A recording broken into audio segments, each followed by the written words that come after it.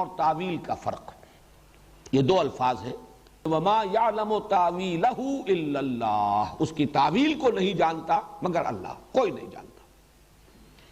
تفسیر کا لفظ بھی قرآن مجید میں سورۃ الفرقان میں آیا ہے، وَلَا يَأْتُونَكَ بِمَثَلٍ إِلَّا جِئْنَاكَ بِالْحَقِّ وَأَحْسَنَ تَفْسِيرًا، لیکن یہ تفسیر کا لفظ ایک ہی مرتبہ آیا ہے قرآن میں۔ تعویل کا لفظ جو ہے وہ 17 بار آیا ہے، اور اس کے کچھ اور بھی مفاہیم ہیں، کچھ اور چیزوں پر بھی اس کا اطلاق ہوا ہے قرآن کے علاوہ۔ ان میں فرق کیا ہے؟ عام طور پر یہ خیال ہے کہ تفسیر جو ہے زیادہ الفاظ، ان کا مادہ، کہاں سے مشتق ہیں، اب کس شکل میں ہے، کیا مفہوم ہے، زیادہ تر تفسیر کا تعلق اس سے ہے۔ ویسے تفسیر فا سین را کہا گیا ہے کہ یہ سین فا را صفر جس سے بنا ہے، جس کا مفہوم روشنی بھی ہے، کتاب بھی ہے، تو یہ گویا کہ اسی کی مقلب شکل ہے، وہی حروف جو ہے ذرا آگے پیچھے ہو گئے، لفظ ایک ہی ہے، کھولنا کسی شے کا، کسی چیز کو روشن کر دینا۔ لیکن زیادہ تر یہ مفردات سے متعلق، الفاظ سے متعلق، اور تعویل جو ہے وہ بحیثیت مجموعی کلام کا اصل مدلول، اس سے مراد کیا ہے، اس سے اصل مقصود کیا ہے، اس کی اصل حقیقت کیا ہے، لہذا یہی لفظ جو ہے زیادہ مستعمل ہے قرآن کے لیے۔ اگرچہ ہمارے ہاں اردو داں لوگ زیادہ تر لفظ تفسیر استعمال کرتے ہیں، تفسیر فلاں کی، تفسیر فلاں کی، تفسیر فلاں کی، اس آیت کی تفسیر، اس لفظ کی تفسیر، لیکن زیادہ جو قرآن کی اصطلاح ہے اور حدیث میں بھی جو لفظ آیا ہے، اس لیے کہ حضور صلی اللہ علیہ وسلم کی دعا منقول ہے حضرت عبداللہ ابن عباس کے لیے رضی اللہ تعالی عنہما، اللہم فقہہ فی الدین وعلمہ التاویل، اے اللہ اس نوجوان کو دین کا فہم اور تفقہ عطا فرما اور تعویل کا علم عطا فرما۔ تعویل اصل حقیقت کو پا لینا، کلام کے اصل مراد، اصل مطلوب، اصل مدلول، اصل مفہوم تک پہنچ جائے انسان۔ تو مجھے مصرع یاد آیا، جو شے کی حقیقت کو نہ سمجھے وہ نظر کیا، تو تعویل اسے کہیں گے، اس لیے کہ آل یعولو کا مادہ عربی زبان میں آتا ہے کسی شے کی طرف لوٹنا۔ آل اسی لیے کہتے ہیں فلاں کی آل، یعنی وہ اپنی نسبت کرتے ہیں اس ہستی کی طرف۔ آل فرعون، اس کے معنی جو ہے فرعون کی اولاد نہیں ہے، فرعونی، فرعون والے، فرعون ہی کو اپنا مقتدی مانتے تھے، جو فرعون ہی کی اطاعت کرتے تھے، اس اعتبار سے وہ آل فرعون ہے۔ آل یعولو لوٹنا کسی شے کی طرف، اسی معنی میں کسی عبارت کو اس کے اصل مفہوم کی طرف لوٹانا، یہ ہے تعویل۔ تو تفسیر اور تعویل کے مابین اس فرق کو ذہن میں رکھیے۔ اب چوتھا عنوان ہے جو اس سے متعلق ہے،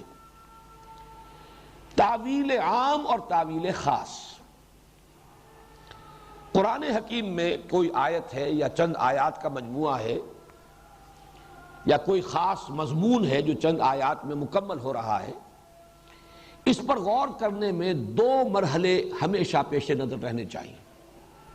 ایک تعویل خاص۔ تعویل خاص سے مراد کیا ہے کہ قرآن حکیم نازل ہوا ایک خاص ٹائم اینڈ سپیس کمپلیکس میں،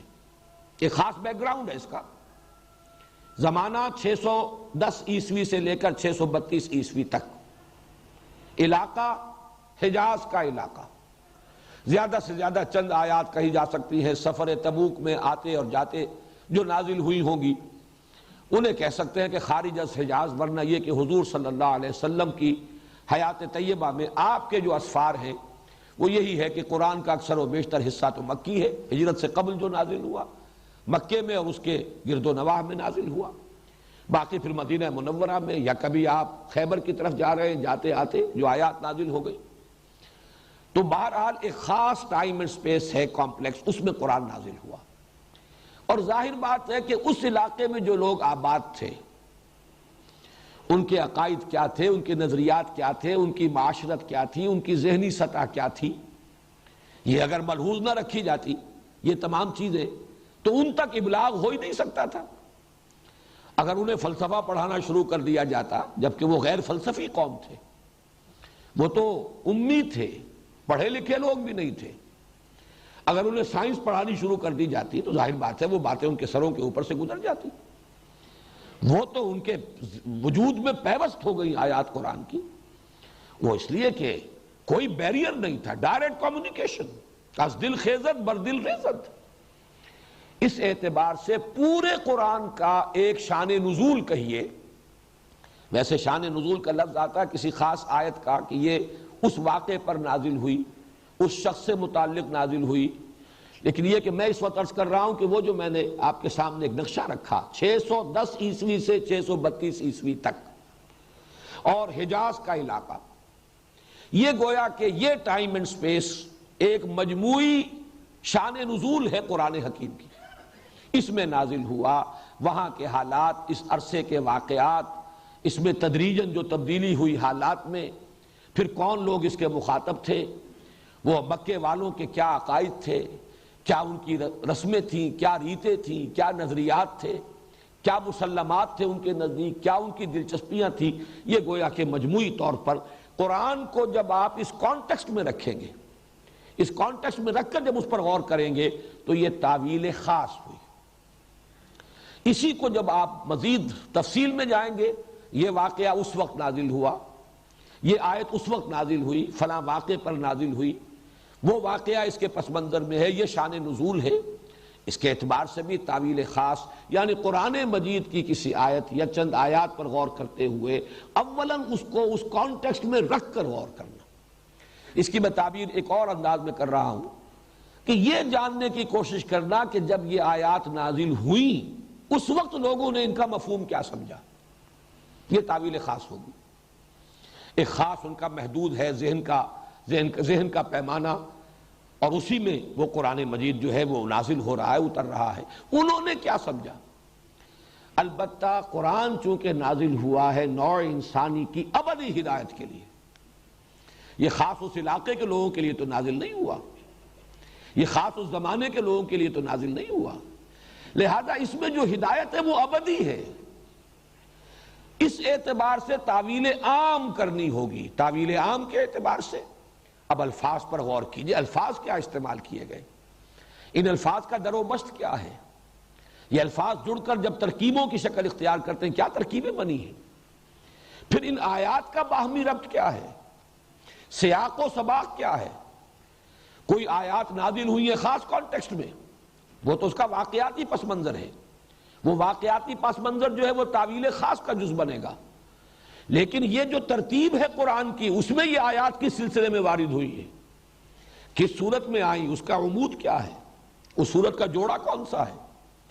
پھر وہ صورتیں کس گروپ میں شامل ہے، مکی اور مدنی صورتوں والے گروپ میں، اس کا مرکزی مضمون کیا ہے۔ اس کانٹیکسٹ میں رکھ کر سیاق و سباق متن کا، ایک سیاق و سباق ہے واقعات کا، وہ ہے شان نزول، اس کے لیے تو اس سے تو ہمیں معلوم ہوگی اس آیت کی تعویل خاص۔ اور جب ہم اس اعتبار سے غور کریں گے، اس ترتیب کے ساتھ قرآن مجید میں جن آیات کو جس ترتیب سے رکھا گیا ہے، اور یہی میں نے جیسا کہ عرض کیا اصل حجت یہی ہے، یہی اصل ترتیب ہے، یہی لوح محفوظ کی وہ جو اصل قرآن ہے، وَإِنَّهُ فِي أُمِّ الْكِتَابِ لَدَيْنَا لَعَلِيٌّ حَكِيمٌ، یہ اس کی ترتیب ہے، وہ ہوگا تعویل عام۔ اس کے اعتبار سے ایک اصولی جملہ جو ہے وہ اگر یاد کر سکیں تو کیجئے،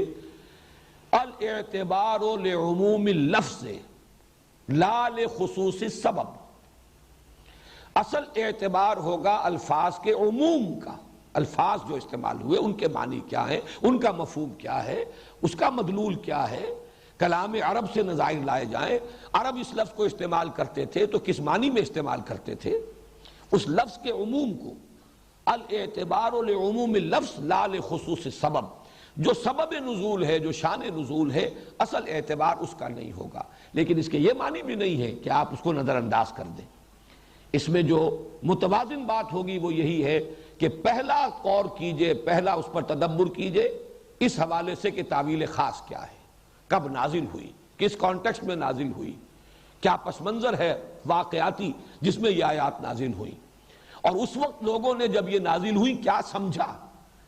اور ایک یہ ہے کہ اب ابدی ہدایت کا سرچشمہ ہونے کے ناطے اب اس کے عموم کے اوپر غور کیا جائے، تو الاعتبار لعموم اللفظ لا لخصوص السبب،